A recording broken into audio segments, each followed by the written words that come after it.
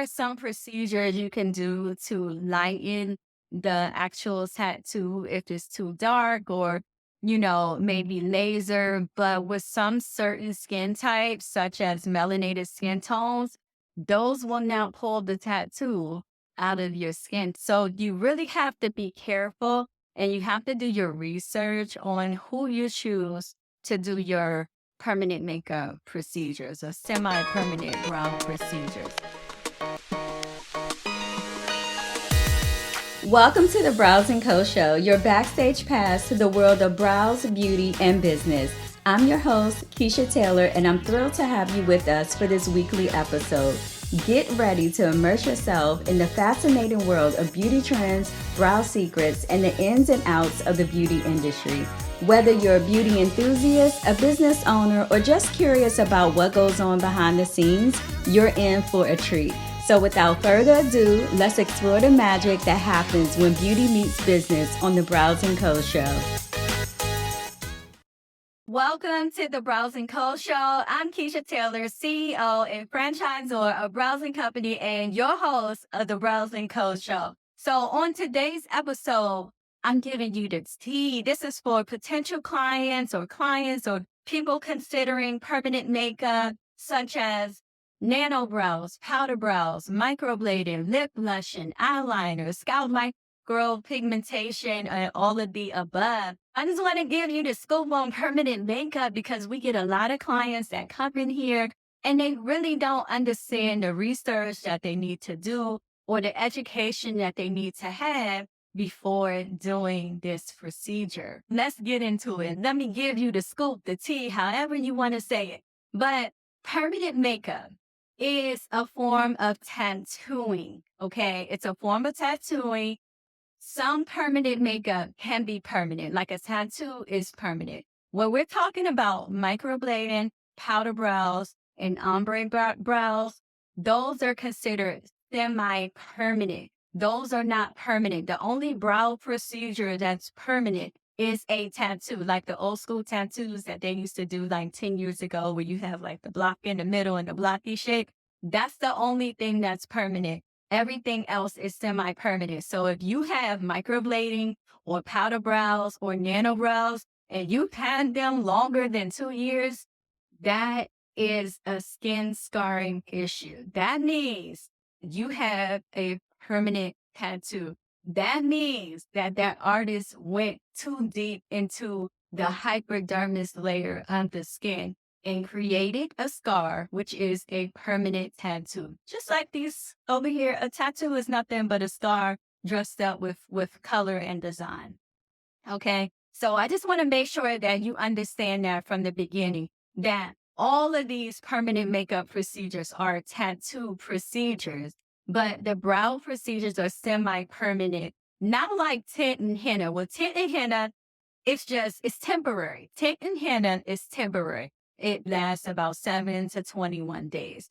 Then you have microblading, nano brows, powder brows, micro shading, whatever you want to call it. That is semi-permanent. Results last between 12 and 18 months.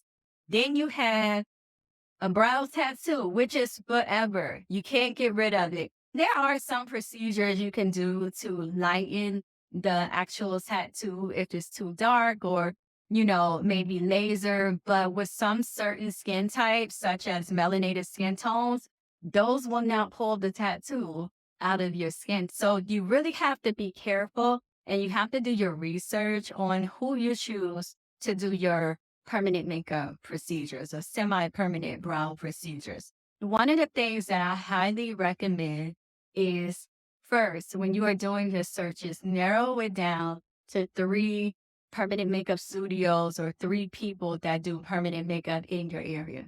When I say your area, because it's easy to get to, maybe somewhere less than an hour from your home, 30 minutes to an hour. It's easy to get to and to go and talk to this artist if you have to go after work or maybe in between lunch or something like that. Narrow it down to 3 people. Call the studio or call the person who will be responsible for doing the services. Ask questions. Make sure that they answer their phone. or they are returning your call within 24 hours. Don't text them. This is a procedure that is cutting incisions onto your face. Please give the person a call. Get as much information. Ask what you have to do prior to the procedure, what you have to do after the procedure. Is there any downtime? Can you work out? Can you go to work? Are you going to scan? How's your skin going to look? Those are questions that you should be asking. The price should be the last question that you ask. Let me tell you something. If somebody is tattooing or drawing something on my face, I don't care what the price is. I want to make sure that you are qualified. So make sure that the person is qualified. Please do not ask, well, how much is microblading? And then they say $2.99 and you book your appointment and boom. And then you get something that's not up to your standard, but then you didn't do the research. So I'm telling you, as a CEO, as an owner, as a trainer, as a client, is to always do your research. Do not be afraid to ask for before, after, and heal results. These are photos that the artist can text to you or email to you so that you can get an idea of their work or their style of work. If you've been referred from a friend, that's fine. But you still want to do your due diligence. Keep in mind, all skin types are different. Everybody is different. People heal different. So although you got a referral, you still want to call and you want to make sure that it's someone that you connect with and that you vibe with, because you don't want someone working on your face that have attitude or have anxiety going on or all kinds of stuff. So it's real important that you give the person or the studio a call, and it's important for them to answer your calls. So one red flag is if they don't return your call or they don't answer your email, do not get them to do your service. Okay. Do not get them to do your service because they don't care about your personal experience, because it is about the experience. I know when we see clients here, sometimes it's hard to get back to people, but we try our best to contact you by email. We try our best to give you a call back, to reach out to you in some format. But people should be available, especially if you want them to put some kind of tattoo on your face. As a client and someone who's looking for permanent makeup, make sure that you are looking for good signs and bad signs. Now, all reviews won't be good. There will be people who leave reviews about people that's just not true, because at some point, maybe they were mad that they couldn't get on the person's schedule, or maybe the person didn't do what exactly they wanted them to do. And that's another thing. Permanent makeup or semi-permanent brows, it really depends on your skin and the hair that you have already. Some people want looks that they just can't get. Like, that's like me going to a permanent makeup artist and saying, I want brows like Kim Kardashian. Well, I don't have the face like Kim Kardashian. My brows sit low, so I don't have space up here to get those high, thick brows. I would still like a full brow. So I would love it if the artist told me the truth. Like, hey, we might can't give you Kim Kardashian brows, but we can give you full brows that shape your frame. Well, going into this procedure with realistic expectation, don't have no brows and want to get Kim Kardashian brows.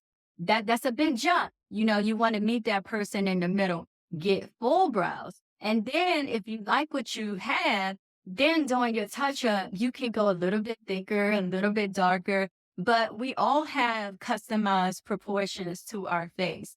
And brows that look good on, saying my sister, may not look good on me. My sister like a dramatic brow. I don't. I like a more natural brow. And these are things that you need to talk to your artist about. And that's why it's important that you speak with them. Booking a consultation can be so valuable to your procedure. It could make the outcome be as beautiful as possible. Don't be afraid to book that consultation. Go in, speak to the artist, take a peek around, see if it's clean and in a place where you want to lay down and you want them to open up your skin.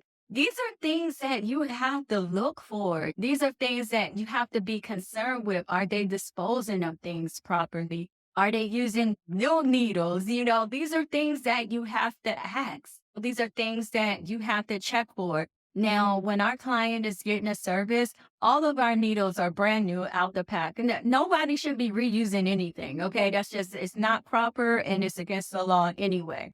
The artist should be showing you the needle prior to getting started so that you see that it's brand new and it has a lot number and expiration date. Okay. Everything that come out of a package needs to have a lot number and expiration date. And you as a client, you need to open your eyes and really ask for those things before that procedure is started on you. Because if something happened after the procedure, you want to be able to rule that part out. If, maybe you could have got like a infection from bacitracin ointment. That's another thing. Putting things on your skin, not knowing how to care for the wound, because that's what it is. So care for the wound or the incision after the procedure. And maybe you may have put an antibiotic ointment on your skin and was allergic to that. You want to be able to rule out the needle part. Like, yeah, I saw the needle. It was brand new. It came out of the pack. You have to rule things out so that you know what happened in the process.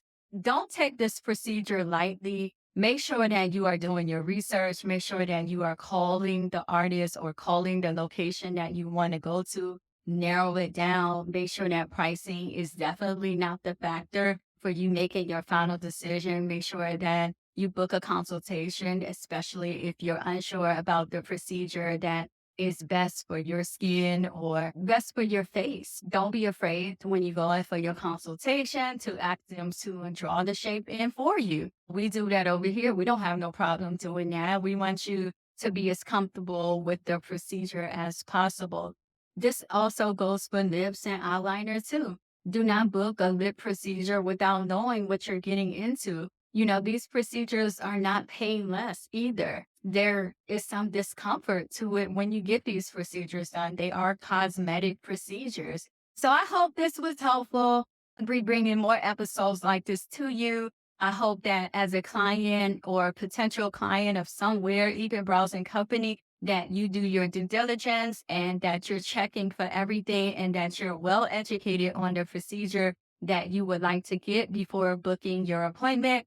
And I also included a free download for you to print out or just pull up on your computer with 20 questions that you should be asking your microblading brow or permanent makeup artist before you actually book the appointment with them. Thank you for tuning in. Make sure that you subscribe to our channel and follow us anywhere that you can listen to podcasts. I'm Kechia Taylor, CEO and franchisor of Browsing Company and your host of the Browsing Co. Show. And I'll see you on the next episode.